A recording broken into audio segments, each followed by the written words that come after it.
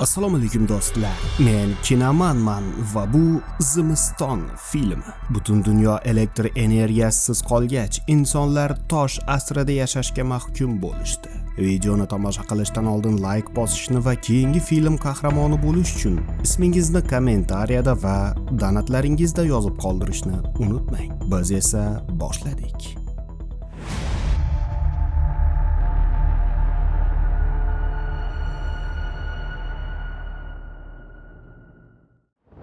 Tokiodagi shahar chekkasida Suzuki oilasi hayot kechirardi. Nigina ularga baliq va oziq-ovqat jo'natgan otasi bilan gaplasharkan, qizi Zahroni ham bobosi bilan gaplashtirmoqchi bo'ladi, ammo nevaracha buni istamaydi. So'ngra baliqni pishirmoqchi bo'lgan ayol uni maydalashga duh qila olmaydi. Eri Bahodir ham baliqni xushlamasdi. Shu sabab uni muzlatkichga tiqishadi. Bu orada Og'abek ham keladi va hech kimga e'tibor qilmasdan xonasiga kirib ketadi.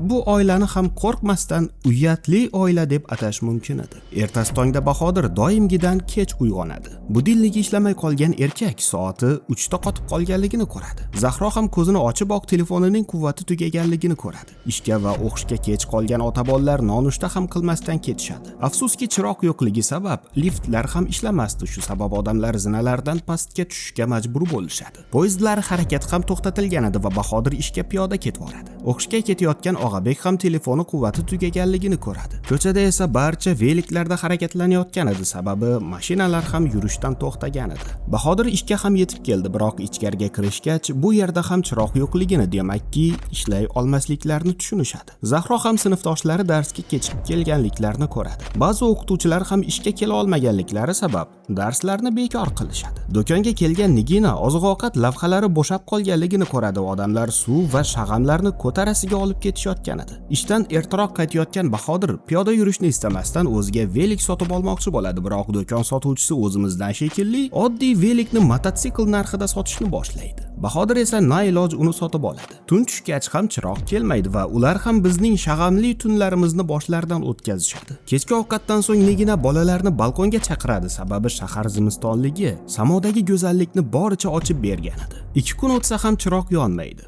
Ofisda esa boshliq chiroq yonmaguncha barchaga ruxsat berib yuboradi. Uning ortidan chiqqan Bahodir u oilasi bilan ovqat va suv ilinjida toqqa ketayotganligini ko'radi. Suvni qayta ishlash stansiyasida Nigina va qo'shnilari suv ilinjida yig'ilishadi. Biroq ishchilar nasozlar ishlamayotganligi sabab stansiya yopiqligini aytishadi. Chiroq yo'qligiga 7 kun bo'ldi.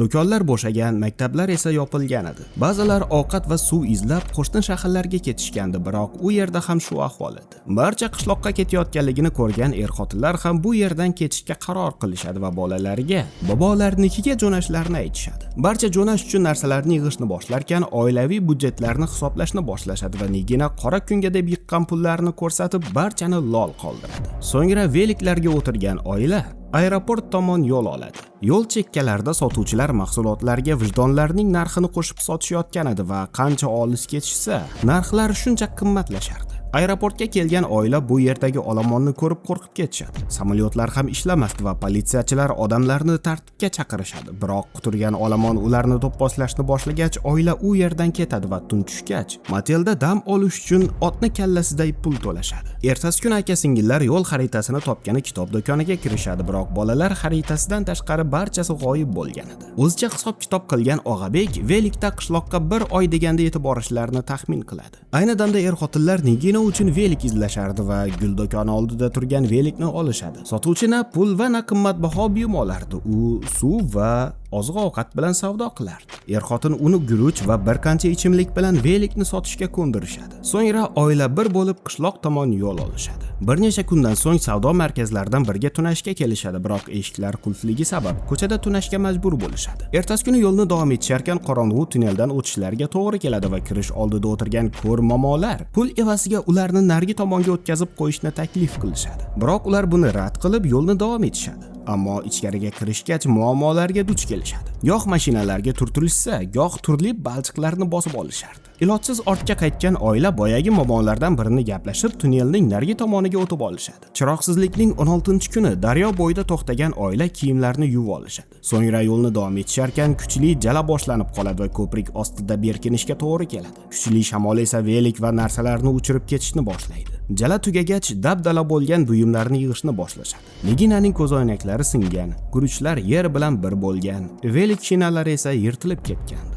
Yaqin oradagi shaharga yetib kelishgach, aka-singillar bo'shab qolgan do'konga kirib, yo'lda foydasi tegadigan bir qancha narsalarni olishadi. Oradan kunlar o'tarkan, oila tabiat injiqliklariga va mushuk ovqatlariga ko'nikishni boshlaydi. Navbatdagi dam olish vaqtida Seyto oilasi bilan uchrashib qolishadi. Ular ko'p bora toqqa sayrga chiqqanliklari sabab ko'chada tirik qolish san'atini yaxshigina o'zlashtirishgan edi. Ular bilgan bor bilimlarni Suzukilar bilan baham ko'rishadi. Shirin tushliklardan so'ng oila birgalikda yo'lga otlanishadi. Biroq o'zini ulardan ustun ko'rgan Bahodir barchadan oldinga o'zib ketadi. Bir necha kilometrdan so'ng oilalarning yo'li bo'linadi va barcha o'z yo'llaridan ketadi. Oradan 43 kun o'tdi. Hali ham elektr energiyasidan darak yo'q edi. Yetmaganiga na ovqat va na suvlari qolgandi. Bu esa janjalga sabab bo'ladi. Yon atrofni o'rganishgach, odamlar akvarium oldida baliq yeyotganliklarini ko'rishadi. Tekin baliqni ko'rgan oila tezda navbatga turib oladi. Afsuski navbatlari kelganida baliqdan qiltanoq ham qolmaydi. 67-kuni umuman holdan toygach, maydon o'rtasida yalpayib olishadi.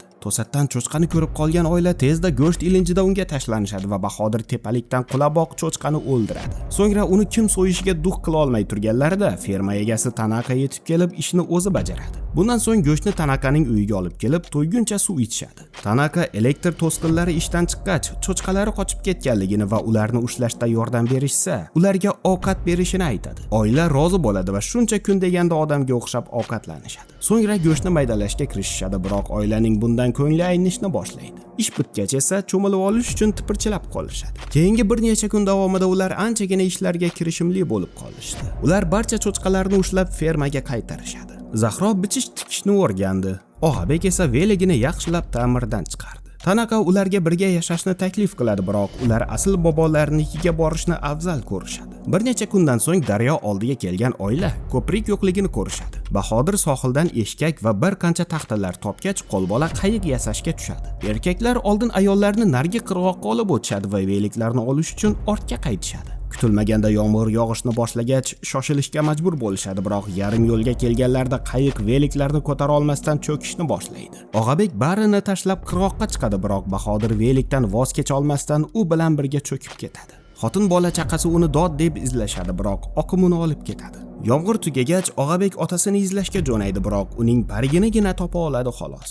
Otasiz oila endilikda yo'lni temir yo'l bo'ylab davom etishadi. Tushkunlikka tushgan Niginaning yurishga ham holi qolmaydi, ammo o'g'li uni yurishga undaydi. Biroz tamaddi qilmoqchi bo'lganlarida qayerdandir itvatcha paydo bo'ladi va Zahro unga go'sht bermoqchi bo'ladi. Og'abek uni bunday qilmaslikka undaydi, ammo itvatcha baribir ham oladiganini olib qochadi. Ko'p o'tmasdan go'sht hidini sezgan itvatchalar yetib kelib, Niginaning sumkasiga hamla qilishadi va oqibatda u pastga dumalab ketadi. Yordamga oshiqqan bolalar uning oyog'ining singanligini ko'rishadi. Uning yurishiga yordamlasharkan itfatchalar bazm uyushtirayotganliklarini ko'rishadi, biroq bu kamlik qilganda yana ortga qaytishadi va ona bolalar o'limlarni bo'yinlariga olib turganlarida to'satdan parovoz paydo bo'lib itlarning o'takasini yoradi. U ona bolalar oldida to'xtaydi va unga minib yo'lni davom etishadi. Parovoz Tokiodan qishloqqa yo'l olgan odamlar bilan to'lgan edi. Niginaning oyog'ini davolayotgan doktor ulardan otalari haqida so'raganida bolalar yig'lab yuborishadi. Ayni damda sohilda o'ziga kelgan Bahodir oyog'ida bazo'r turib yo'lda davom etadi va ko'p o'tmasdan papalamga suyanib qoladi. U o'tib ketayotgan poyezdni ko'radi, biroq baqirishga kuchi yetmasdi.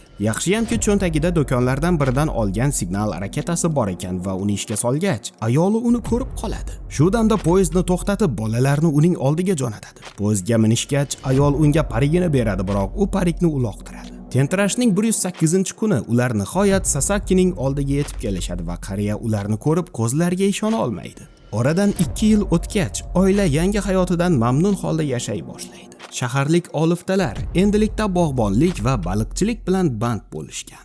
Tonglardan birida g'alati ovozdan uyg'ongan Bahodir buning nimaligini ko'rish uchun tashqariga chiqadi va omborxonadan budilnik ovozi kelayotganligini eshitadi. Kutilmaganda ovoz kuchaytirgich ham ishga tushadi va barcha tashqariga chiqib, chiroq yonganligiga guvoh bo'lishadi. Bir necha kundan so'ng barcha o'z uyiga qaytadi. Yangiliklarda mutaxassislar elektr energiyasining o'chib qolishiga Quyoshning magnit bo'ronlari-yu Yerga yaqin uchgan kometalarni sabab qilishadi. Suzuki oilasi esa endilikda yanada bir-birlariga yaqinroq bo'ldi va bu sayohat butun umr eslarda qoladigan bo'ldi. Tamom. Do'stlar, tomosha qilganingiz uchun rahmat. Video yoqqan bo'lsa like bosishni va kanalga obuna bo'lishni unutmang. Keyingi sahnalarda uchrashguncha xayr.